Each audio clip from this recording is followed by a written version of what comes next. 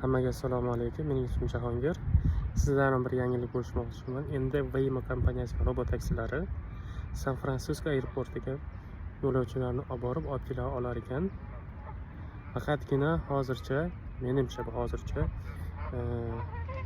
mashinalarni rentga oladigan joyga, ijaraga oladigan joygacha olib borib tashlar ekan. U yerdan siz AirTrain degan kichkina poyezd tushadi. O'zingizning terminalingizga borishingiz mumkin. Menimcha bu kelajakda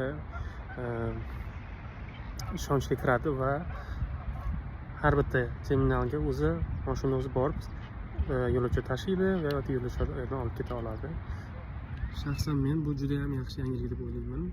Chunki odamlar robot taksida hech kimga pul to'lasa ham, hech kim bilan gaplashmasdan tinchgina aeroportga borib, aeroportga ishga uxlashadi. Charchagan ahvolda bu juda ham muhim deb o'ylayman. Yoki stressiy aeroportga borish, uzoq joyga uchib ketishda ham bu stress holatlarini kamaytirishga yordam beradi deb o'ylayman. O'zimizda Amerikada shunday bo'lgan. Yuklarimiz ko'p edi, O'zbekistonga ketmoqchi edik. Bizga bir taksist kelib, yuklaringni olib ketolmayman deb aytgandi. Yuklaring bilan birga juda ko'p muomala qilgandi. Bizni o'zi shoshib turgan edik.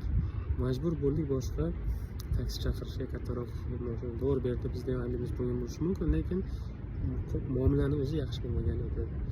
Endi Waymo esa taksi o'zi yuradi, unda taksi haydovchisi bo'lmaydi. Siz o'zingiz bemalol keta olasiz. Waymo kompaniyasiga birinchi San Fransiskoga chiqqan payti o'tib ko'rganman bir marta. Ungacha o'tirishga bir anaqa hojat bo'lmagan, hozir ham yo'q, ammo o'sha paytda menga juda qiziq tuyulgan edi. Taksi juda ham uverенно, o'ziga juda ham ishonchli haydaydi. Bir marta sariqdan o'tib ketib haydagan. O'ylashimcha, kelajakda aeroportga borishda ham bundan foydalanamiz va safarlarimizga bir qulaylik yaratadi deb o'ylayman.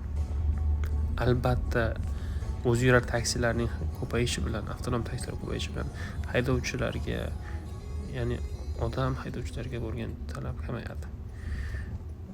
Bu katta salbiy ta'sir ko'rsatishi mumkin. Ya'ni odamlar kimlardir shu orqali oilasini boqadigan bo'lsa, salbiy ta'sir ko'rsatadi. Ammo bu progressni to'xtatib bo'lish menimcha qiyin. Shuning uchun odamlar hozirdan bunga tayyorlanib borishlari kerak.